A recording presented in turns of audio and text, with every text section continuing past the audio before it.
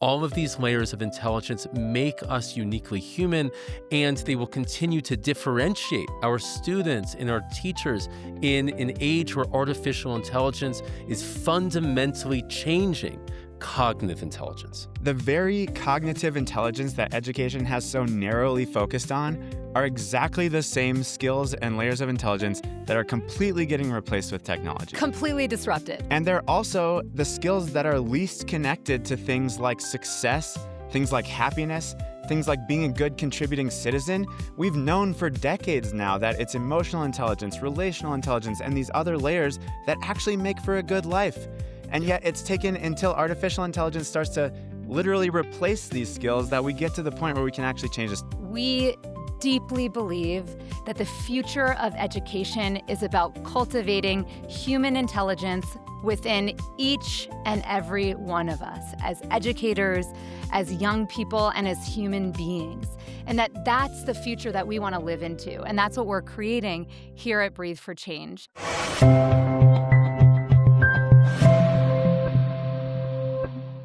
Michael, Sam, there's a truth education has been organized around forgetting, that teaching was never meant to be about data.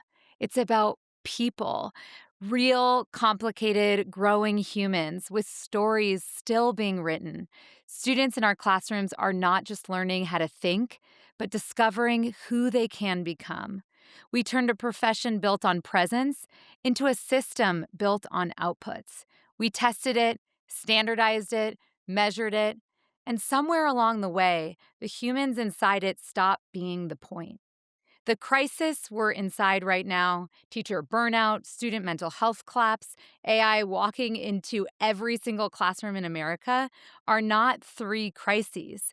They are symptoms of one failure. Education was not built for the humans inside it. At Breathe for Change, we've spent over a decade naming what teaching has always required and what no framework has carried.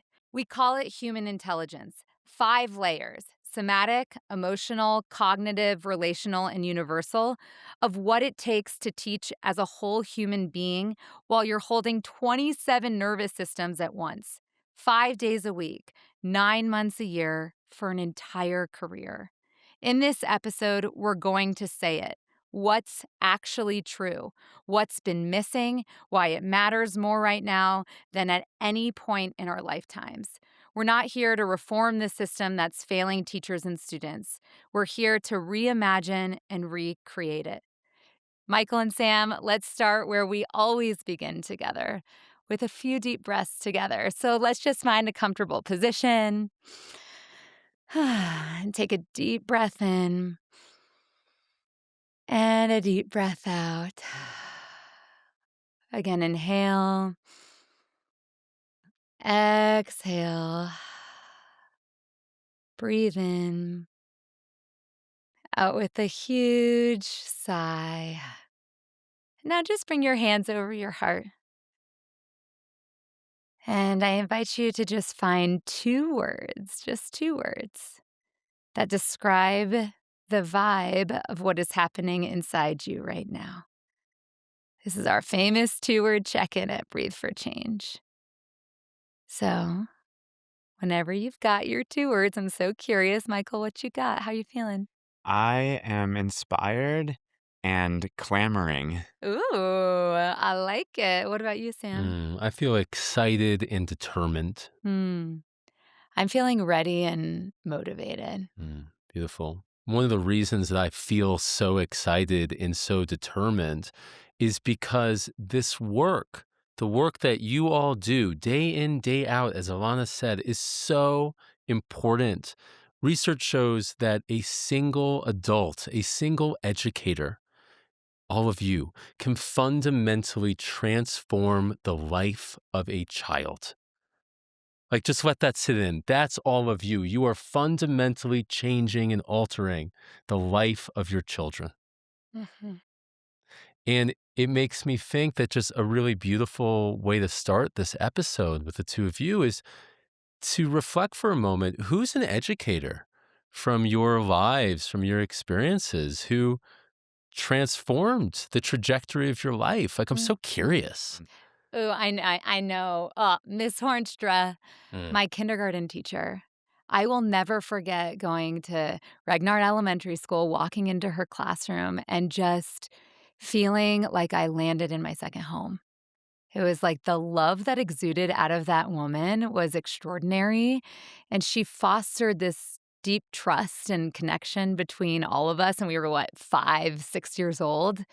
And it literally made me obsessed with learning, and I just felt like she loved me like she loved her own kids, mhm. and I kept in touch with her for decades, and I mean, where did I go? I became a pre-K teacher. Why? Because I loved my kindergarten teacher, and it made such a big difference for me, Mrs. Hornstra. Mm, Yeah. beautiful. Yeah, for me, it's so many, honestly. But Mrs. McGaw, who was my fourth grade teacher, Aw. she was amazing. She also cultivated such a beautiful classroom community. She had so many fun games. We'd all like earn raffle tickets throughout the year, and then at the end of the semester, there'd always be like all these cool prizes we could Ah. like spend our tickets on. And but I think what even more than that stands out is she really let me go at my own pace. I had often felt bored in math in particular, and she let me go outside the classroom and with a textbook and a tutor and just move through like 4 years of math in one year. But it was that just like belief and seeing me and wanting to feed my curiosity and my intellect and like let me move at my own pace, I which was love it. just life changing for me. Incredible. How Thank about you for you, Sam? sharing. For me, shout out to my eighth grade teacher, Mrs. Jeshen, who just instilled this love of writing and reading and who held me accountable. Mm. Who one gave me a love and a discipline and just really the intermingling of those 2, the tough love, that's what she was for me. Mm. That's what Sam as an 8th grader really, really needed. You know what I find so interesting, Sam, is that I loved my early childhood educator and I became a pre-K teacher. You loved your middle school teacher and you became a middle school teacher. That's true. Unbelievable. Well, I just want to name that all of you listening, you are that teacher for so many of your students, and the work that you do day in and day out is worth it because you're changing the trajectory of your kids' lives. And so, why are we here today? We're here to explain and really help the world understand why Breathe for Change exists, what we do, and what we stand for. And we got to ground this in what challenge are we even talking about? What are we trying to address here? And I would argue, I know we would argue here that education was not built for the humans that live inside it. There's so much cognitive overload, with standardized testing, with, educators needing to teach a certain way to check off all the to do lists. We're not prioritizing the whole of every educator and student. And that's led to huge issues, including us as educators feeling so stressed, feeling so burnt out, and even leaving the profession way earlier than most of us expected. I mean, research shows that being an educator today is is literally being in the most burnt out profession in the world. Over 53% of educators are experiencing high levels of burnout. And I know that the vast majority of educators, including I'm sure many of you listening today, are experiencing significant or moderate levels of stress every single day. And one of the reasons that that stress and level of burnout is so high is because of this second really important challenge that is so prevalent in our schools today, which is student mental health, y'all. These research statistics just blow me away. Just a point here that like some of this is really intense. So please take care of yourself as I share these stats. If you want to fast forward, we're open to that. But these are also really important. Mhm. So a CDC study, a recent study showed that 20% of high schoolers seriously considered suicide and 9.5% attempted suicide. That's 1 in 10 high schoolers attempting suicide. You cannot tell me that we are not living through a mental health epidemic Mhm. in this country and in this broader world. It is such a huge problem. And as if the teacher stress and burnout crisis, the student mental health crisis were not enough, now artificial intelligence is radically and rapidly changing the face of what education looks like and what it even means. Over 84% of high school students used AI to help with a homework assignment over the past 12 It's months. wild. Yeah. And this is not going away. This is only increasing. Teachers went from a quarter using artificial intelligence to over half using AI in the same time period. Now, AI has a lot of benefits, but one thing it is definitely forcing us to do is to completely reimagine and reconsider what education means. What does it mean to assign a book report for a student who can Mhm. access AI, Totally. have it immediately read the entire book, and create a unique one-of-one output of that student's book report? What does that mean? What does it mean to learn multiplication and math and even calculus when artificial intelligence has all those skills that it already knows? It's fundamentally challenging us as educators to reconsider and recreate what education means. And what we believe is that as artificial intelligence is on the rise and changing the world, we need more human intelligence, the unique skills and talents that we have as human beings with minds, with bodies, with purpose, with community, with our relationships that we can bring to the table and that we need to thrive within today's day and age. And that's why we're here. We created what we call at Breathe for Change the Human Intelligence Framework, which consists of 5 layers of intelligence. Somatic intelligence, that's right. We're talking about the intelligence of our bodies, which is so critically important when it comes to teaching and learning. Also, emotional intelligence, which has been around for decades, but is so critically important to infuse into education so that we can be emotionally healthy and teach our kids to do the same. We also have cognitive intelligence, which, as we talked about, there's cognitive overload. But we're reimagining what cognitive intelligence even looks like, what it sounds like, and what it feels like in an age of AI, tapping into our greatest creativity. And then we've got relational intelligence. Gosh, how important is it to bring relationships, a sense of community into teaching and learning? That's what it's really all about. And these are skills that are critically important to the future of humanity. And then finally, we added in this 5th layer of human intelligence, which is universal intelligence. This is our capacity to trust and live in purpose and to literally connect to something greater than ourselves, whatever that means for each and every one of us. And we want to bring education into balance. It's been out of balance with too much cognitive overload, a way narrow focus on certain types of cognitive intelligence. And with the, influence of social emotional learning, that's like it got a little into the emotional intelligence piece and the relational intelligence piece, but it didn't focus on the other layers. And then there's been some movements around mindfulness and wellness in education, which got a little bit into the somatic layer. But there's never, ever been a framework in the history of education that is focused on all of the capacities that we need to embody as educators and as students and as human beings. And that's what human intelligence is all about. When I was in the classroom, it was all about STEM skills: Mm. science, technology, engineering, and math.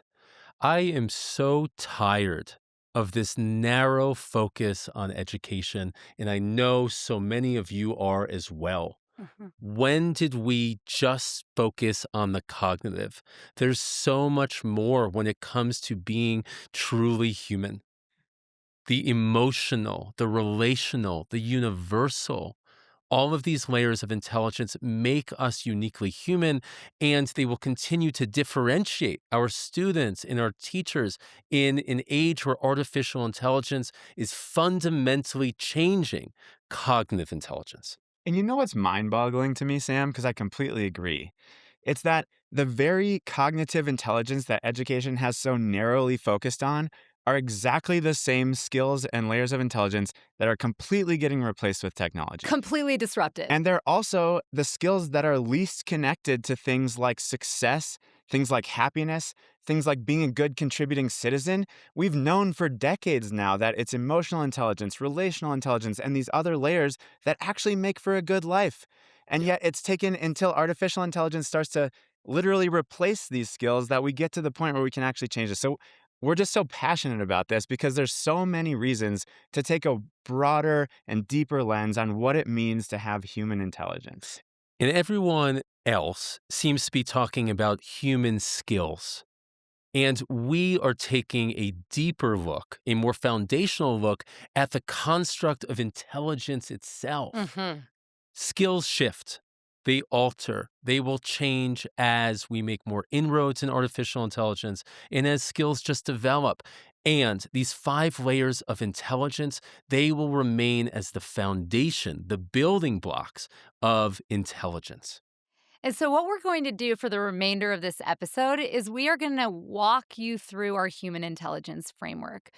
Within each of the five layers somatic, emotional, cognitive, relational, and universal we've created five competencies that allow you to fully embody and also teach these skills, these practices, these ways of being to your students and your community members.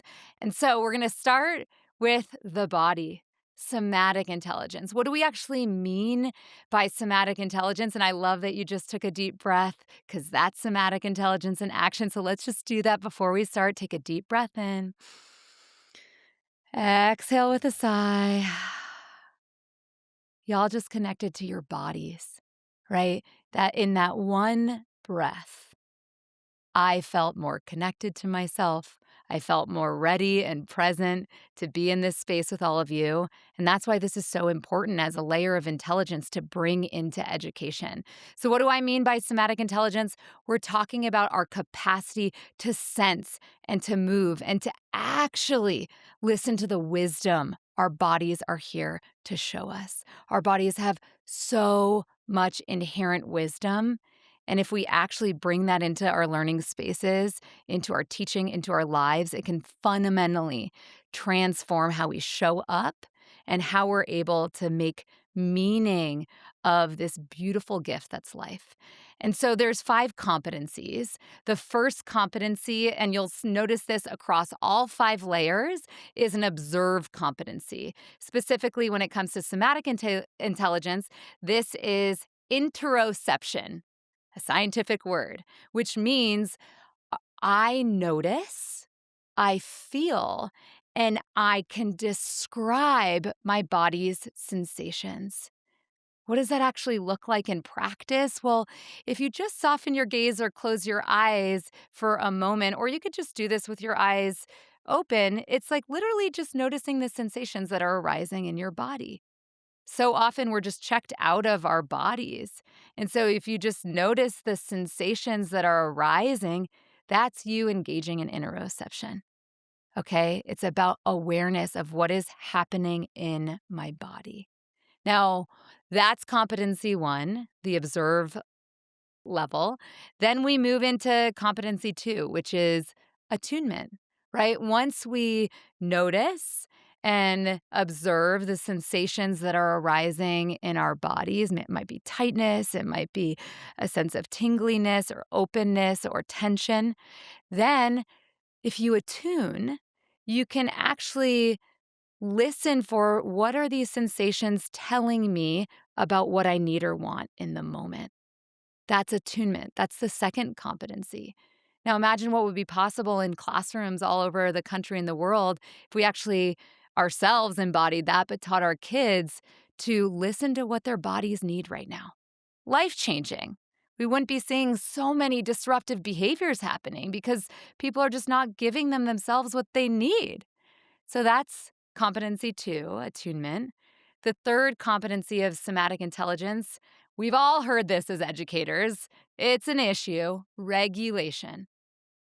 And I want to say this loud and clear. We are not talking about the narrow definition of regulation that we hear day in and day out in our schools, which is like, kids, you got to walk quietly with your hands by your sides or behind your back down the hallways, no peep. You got to regulate yourself, or you need to be quiet and not talk.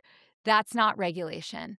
That's a tiny, tiny, tiny sliver of regulation, which might be needed in one moment. But regulation is actually adapting to what your body needs in the moment based on you listening to it, right? So in some moments, I might need to energize my body because I'm exhausted, but I got to show up to teaching every day. So that might be like mindful movement, a few sun breaths, or a couple of energizing breaths. It might actually mean that I am anxious, overwhelmed, in fight or flight. My nervous system is off the charts in a state of hyper arousal. Ah! In that moment, I might need to ground and center. So maybe I take a few grounding breaths. Maybe I go on a nice walk in nature. Or it might mean I am so frustrated, anxious, I need to release tension. I'm carrying a lot of tension. As educators, we carry so much of the weight of the world on our shoulders.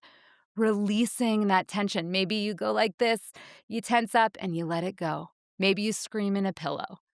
That's regulation, giving yourself what you need in the moment and teaching our students to do the same. Then that leads to competency 4, which is co-regulation. You can't do competency 4 without being regulated yourself.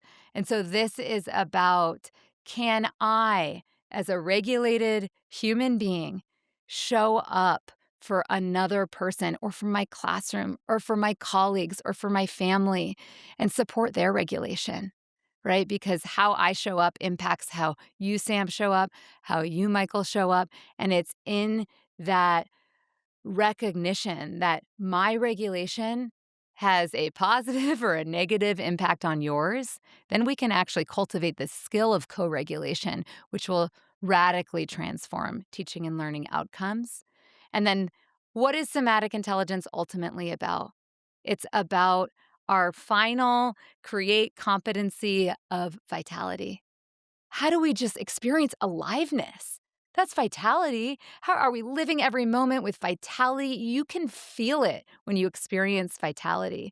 And I would argue that none of us experience this enough because we're not taught how to access it.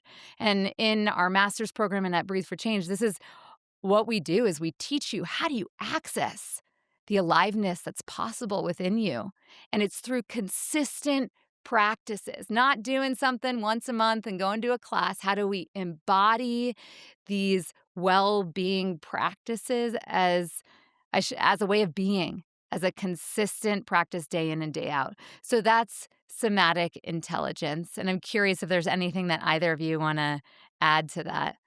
Sure. Well, I'm feeling co-regulation from you, just feeling Oh, inspired listening fun. to you. Hmm. When I think about somatic intelligence, and I just think about the realities that so many educators and students face, I think about how much shame we feel about our bodies. How often so many of us are told that we're too big, we're too small, we're too not beautiful enough, we're too not athletic enough, or whatever it is, right? And how much we that shame leads us to disinhabit our bodies, to check out of our bodies, and to lose all this intelligence that you were just talking about. And I think about how prevalent that is in today's society, how much so many of us have such a hard time living in our bodies, feeling our bodies, and accessing this Mhm. intelligence. And when I think about somatic intelligence, at the end of the day, I think about it as coming home to our bodies. I think Beautiful. about these competencies as coming home to our birthright of vitality that is actually our inherent state when we actually learn to connect with, accept, and possibly even love our bodies. That's what I want to see more in education for all of us. Mhm. 1,000% yes to that. Deeply yes to that. I think the thing that sticks out to me about somatic intelligence is this competency of co-regulation. Mhm. Co-regulation being a journey. You must first really tune into what's happening in your body, make meaning of that, attune to it, and then regulate yourself. And regulation is not just about stifling or managing your emotions and in what's happening in your body. It's so much about right, being with that and finding a way to express it. And I just know that co-regulation is so important to the development of a human being. So much research shows that when children are unable to co regulate, they don't learn how to regulate. Mhm. And gosh, the world that we're living in today, there are a lot of adults running around who are not regulated, right, y'all?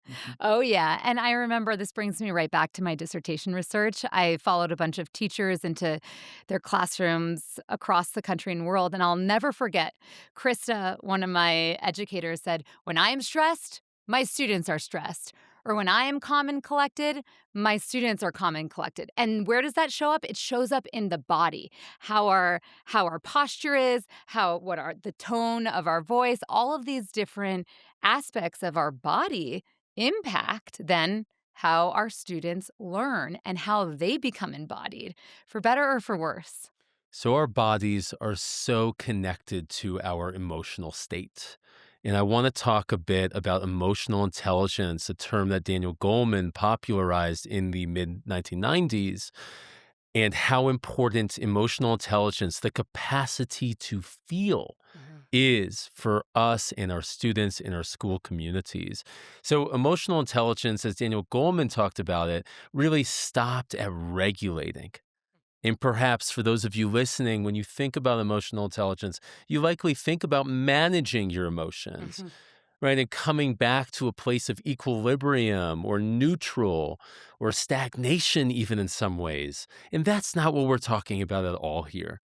Ultimately, what we see as the goal or the birthright or where we're headed with emotional intelligence, like real, authentic emotional intelligence, is wholeness.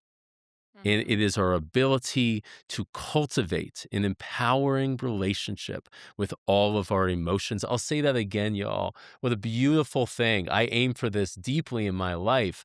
Wholeness. That's the aim here, to cultivate an empowering relationship with all of your emotions. And so, wanted to break down the five competencies here as the pathway, the through line to experiencing wholeness in your lives. And so we start with effective awareness, the ability to notice, to feel, to name your emotions. A beautiful practice here that we teach in our trainings and master's degree program is the weather report, which is a silly and powerful way to just express your emotions as a weather pattern. Might be sunny, might be drizzling, might be thunderstorms and the rainbow coming out.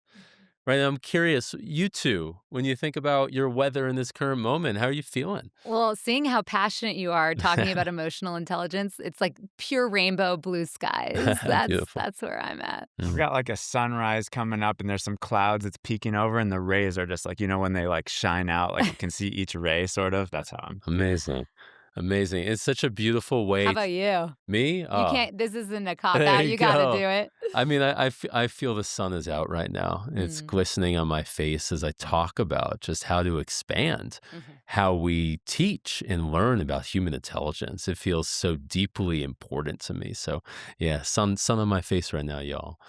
And as we think about effective awareness, which is really about what's going on in your emotional state, the second competency is making meaning. It's meaning making. This is where we process our emotions to understand our needs, our values, and our experience. And so often we stifle this. We don't want to be authentic in meaning making. We're afraid often, I'm afraid often, to really get into how I'm interpreting an emotional state. Right? If I'm feeling angry or I'm feeling sad, like what is that about? What's underneath that? What in my experience is really leaning into that emotional experience? So that's meaning making. And from here, that's where we begin to interpret. And that's what I just mentioned, right? So I'm making a certain meaning about this, and then I'm integrating what I'm learning. Integration, regulating our emotions, and then incorporating their guidance. And I want to double click on incorporating their guidance. When Daniel Goleman, right, an extraordinary thought leader, when he talked about regulation, it had everything to do with managing our emotions. And I think what we lose in that is our ability to tune into the guidance that they're offering us, the Mhm. wisdom that we can hold in those. Yeah. Yeah, I just want to speak a little more to that because I think you're I think you're sharing it beautifully, and I just resonate so deeply with this Mhm. because for in myself as a man, and I know this is for many of any gender, people experience this.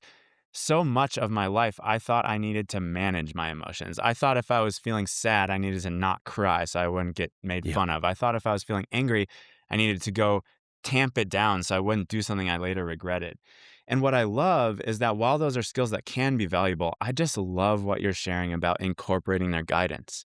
If I'm Mhm. sad, maybe I need to give myself some space because I need to honor something in my life that I lost. Yeah. Mhm. And if I'm angry, maybe I need to share a boundary with someone who's actually doing something I'm not okay with, or an injustice in the world that I'm not speaking out about.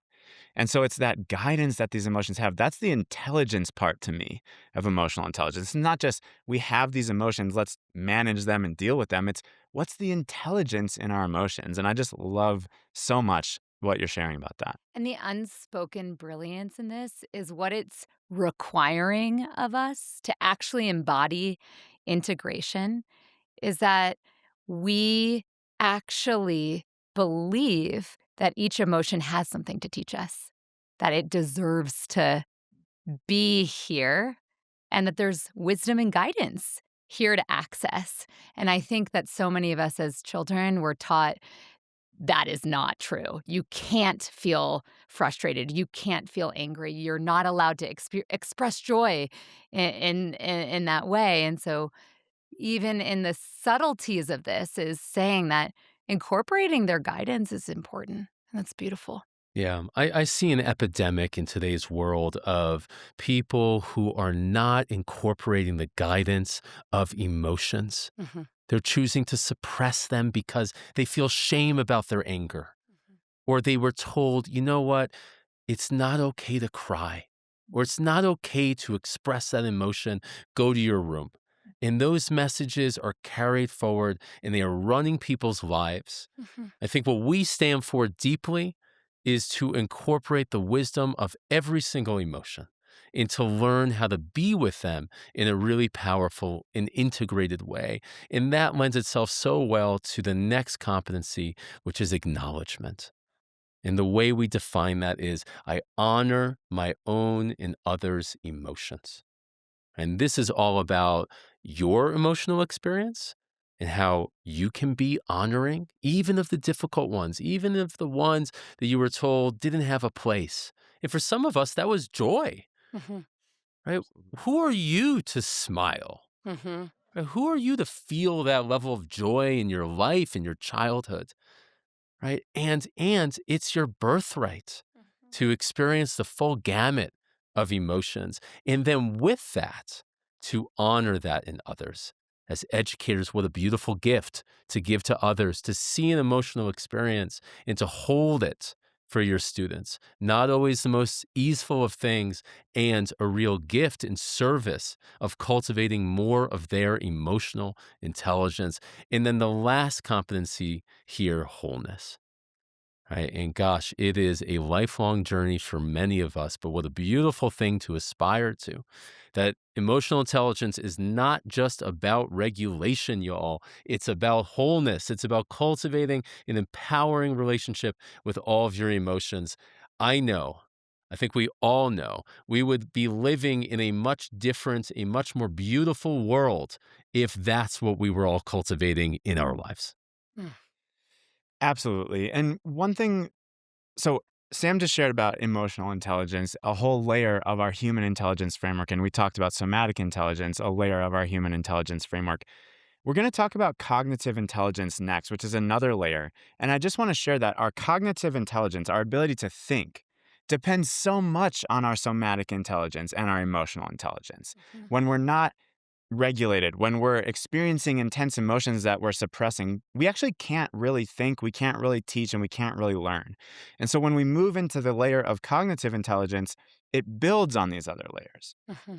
Now, at Breathe for Change, we're redefining what cognitive intelligence looks like in the age of artificial intelligence because so much of what cognitive intelligence has been in education, memorization, learning formulas, literacy, math, is actually being largely replaced and is now outdated with the advent of AI. And it's not that students shouldn't learn these things, it's that we should learn the deeper level of intelligence that's underneath them, because that is the part of cognitive intelligence that AI will never replace. And what that really boils down to is our creativity. And what I mean by creativity is our ability to envision and imagine the life that we want and to take action to turn that into reality. And at the core, that's what we stand for when we talk about cognitive intelligence. It's our own agency over our thinking and our own ability to dream into the life that we want to live and then to turn that into action. And so, want to get into the different competencies that build up to this culmination of cognitive intelligence. And the first one, our observe competency for cognitive intelligence, a lot of C words, is called focus. And focus is where we notice our thoughts. We notice and direct our own attention. And we also navigate the distractions that are alive in this world. I don't know about you, but I know for myself that I probably get 300 notifications or other pings a day, whether it's Yes. my Per phone, minute. from my email, from friends, from social media, whatever it may be. And we live in the most distracted world ever. I actually recently heard that the average attention span of humans went from 9 seconds to 6 seconds, which is less than a goldfish. Anyway, we are just getting distracted into Oy. oblivion, y'all. And learning to focus our attention is the foundation of all cognitive intelligence and all academic performance. And so, one really valuable strategy that is so tangible and practical that anyone can use for this is called what we call protect the field. And when we protect the field, we make a little barrier around ourselves to stop all those distractions coming in. So that could look like closing the door and having some alone time. It can look like changing our notification settings on our phone, which I highly, highly recommend, so that almost none of our apps actually ping us and we get to choose when we go to them. It can look like telling our classroom, hey, we're going to have 5 minutes where we all just pay attention here and we all put our phones down, we put our distractions down, we put everything to the side. And when we protect the field, we can actually allow ourselves to focus. So once we learn to focus, and as we build that competency, the next competency is critical thinking. And this is where we analyze information, we question our assumptions, and we evaluate evidence when we're thinking about something. Again, so important in today's day and age when there's literally a war going on for trying to tell us what to think. And critical thinking is when we don't just accept the ideas that we read about online or hear about on TV or get, shared about in our community, but we actually think for ourselves about what is it that we want to believe and why. And from there, we move to the respond competency, which is all about decision making. This is making responsible choices that are grounded in empowering mindsets. Now, there's obviously a social emotional learning competency about responsible decision making, and that's part of this. But when we talk about decision making, we also think about the mindset that's underneath those decisions. Are we making decisions because we have a growth mindset that we believe in ourselves and what's possible, and we know that even if we face challenges, we can learn? Or are we making decisions because we're really afraid to fail? We think that we don't believe in ourselves, and so we're going to be timid in our decisions, right? And so understanding those mindsets under the decisions is so important. And I'm gonna get a little apocalyptic for a moment, y'all, Oh, I love this. because I see two paths for our species with the advent of artificial intelligence. Broad stroke, right? One is where artificial intelligence is a supplementary tool that we leverage as human beings to make better decisions, to optimize what we're doing, where we're going, our workflows, all of that, right? Ultimately, though, we're making the decisions. We're making the empowering decisions. We're deciding how to leverage artificial intelligence. And I like that future. And we have to teach our kids to do that, or else they just think that something else outside them has the answers for them, and it doesn't. They ultimately can be the drivers of their own lives, and we have to teach these skills in school now, or else We it's might get the other futures. exactly, Which exactly. is a future where AI is making our decisions.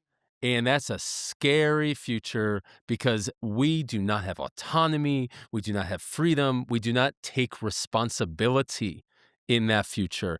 That's right where you see AI taking over. Mhm. Right. And we deeply believe that it's so important to recognize AI for the tool it is Oh, we love it. and to use it as the tool it is and to hold this core cognitive capacity of decision making for ourselves. Once we build these individual competencies, or as we do, we also want to think about how do we work with others in cognitive intelligence. And that's all about the competency of collaboration. Collaboration is when we work intentionally with others in ways that are generative to enhance our collective thinking and intelligence. And this is strategies such as yes and, where you might brainstorm with others and you think together about what's possible, or other ways where when you're open to feedback from others and you're willing to listen to others and you're also willing to share your own voice and your own ideas, when we work together in that way, what emerges is actually a stronger form of intelligence than any one of us could hold alone. And then, last but not least, as I said at the start, all of cognitive intelligence at Breathe for Change ultimately is building up to this competency of creativity. Now, creativity certainly includes things like art and dance and other sort of forms of creative expression. But we also believe that creativity is even more fundamental, and that is our basic ability to create the lives we want, to imagine possibilities, to know what our vision is for ourselves and for our communities, and then to turn those ideas into action and actually create the world that we want to live in. Amen. How important is that?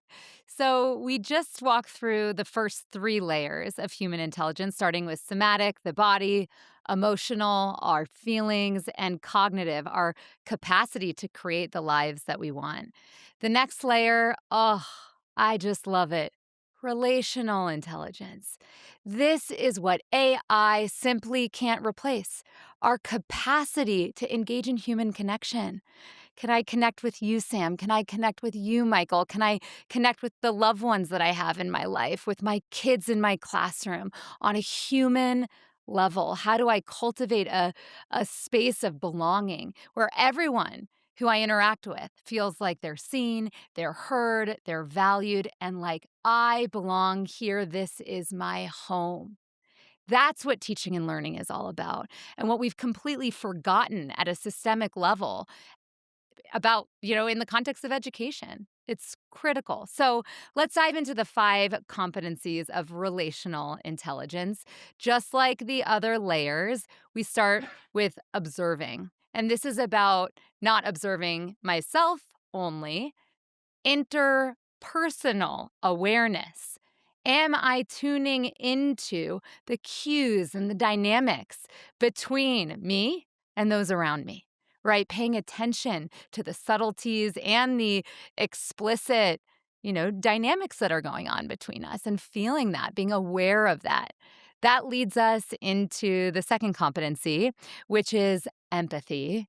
We hear all about empathy especially in SEL curriculum in schools.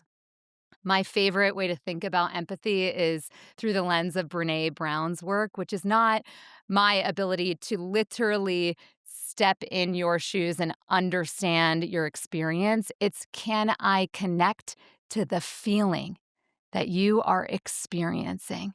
So maybe Sam is experiencing frustration or joy right now. I'd like to just say that maybe you're experiencing joy right now. And if he's feeling joyful, I might not be feeling joyful right now, but I can connect to an experience that I've had in the past where I have felt joyful, and that's empathy. And one thing that we wanted to do to expand the definition of empathy, especially for us as educators who go 100 miles an hour just caring for other people, is to be empathetic, to be able to connect to someone else's experience while honoring our own boundaries. And I've been there. My cup has not been full, and I've still given, trying to connect, and I burn myself out. And that's why that piece is so critical to our definition of empathy. Then we have repair. Gosh, if everyone in the world embodied the competency of repair, we'd live in a peaceful world. Because repairing is about communicating vulnerably, listening with care, being mindful as we listen and try to understand someone else, and then ultimately taking responsibility for our impact. Even if we had a good intention and it didn't land, we own that impact on others. And that is so critically important. We have so many different practices in our masters, whether it's, grounded in Marshall Rosenberg's nonviolent communication through the peace process, like learning how to communicate your desires, your fears, and your boundaries vulnerably with someone in your life. These strategies are life changing. I know Michael, Sam, and I use them all the time with each other, especially when we're going at it. We've got conflict showing up in our space, and repair happens. And I just want to double click on this one because it feels so important to me about what it means to be human, what it means to cultivate human intelligence. I saw a statistic recently that over 50% of high schoolers have an AI girlfriend or boyfriend. It's nuts. Crazy. And what is that really about?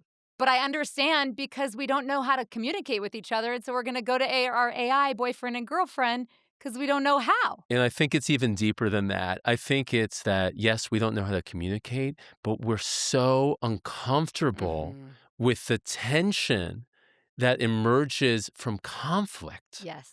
And we don't want to have to sit in what emerges when we decide to repair. But here's the through line that's really important. Here's the secret sauce, I believe, of relational Tell us. intelligence is that through repair, that's where real human connection, the kind that we all seek on some deep level, the intimate human connection, that's where it emerges. It emerges out of the darkness and the difficulty and the challenges of sitting in that discomfort.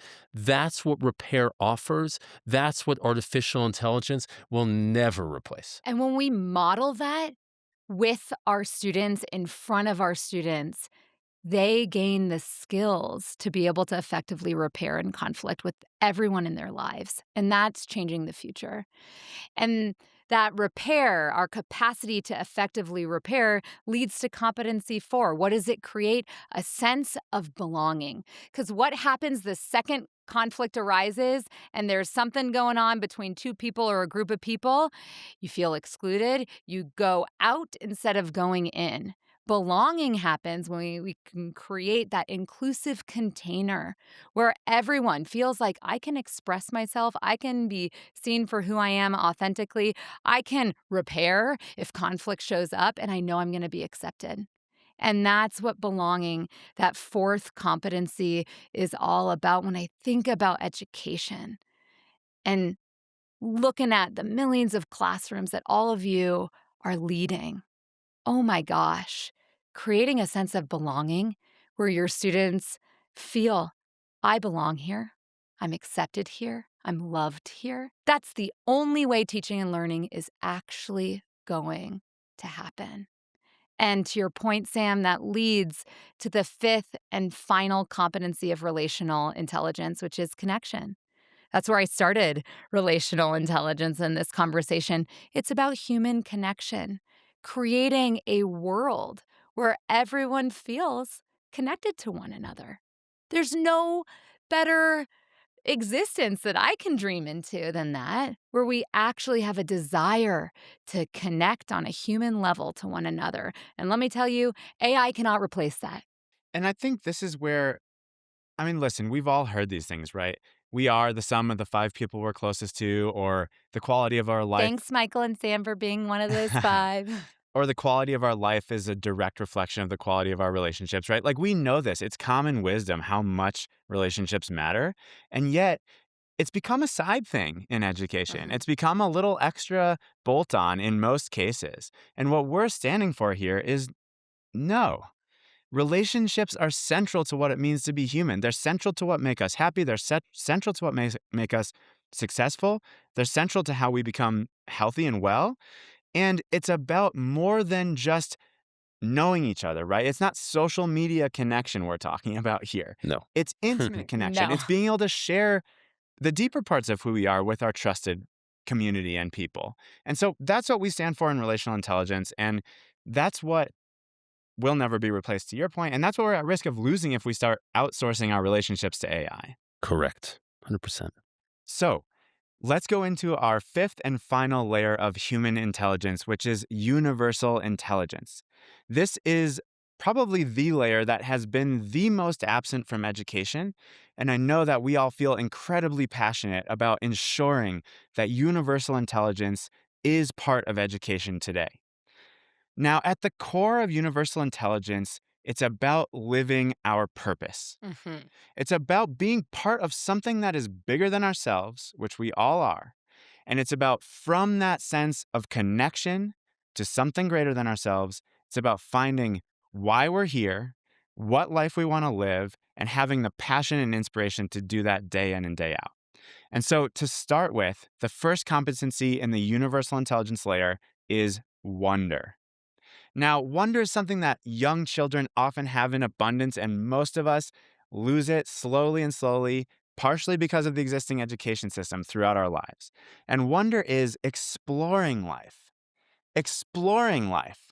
with curiosity and openness.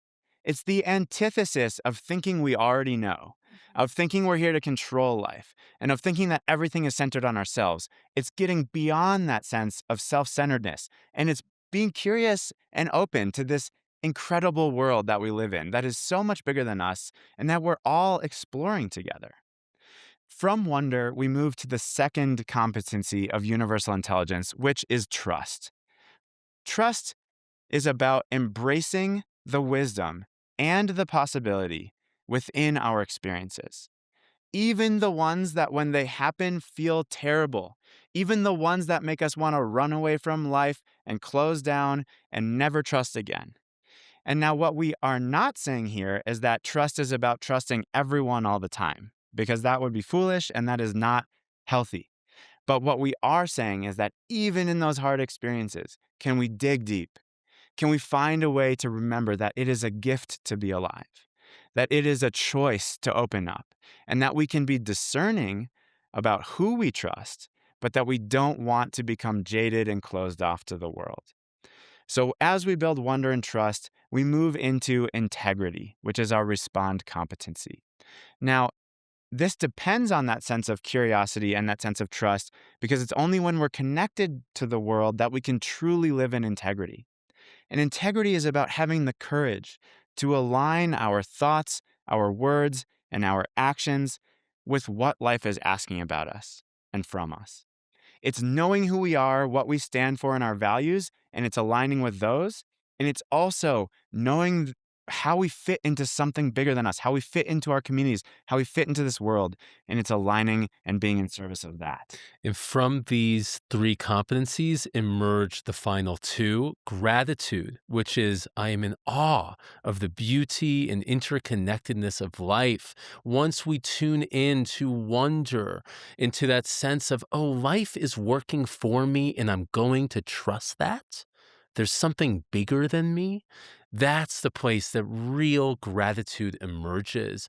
The ability to recognize synchronicity in that something larger is guiding me. Such a beautiful thing that I stumbled upon much later in my life. I wish that these were types of skills and competencies that I had learned as a child. What a difference it would have made in my life.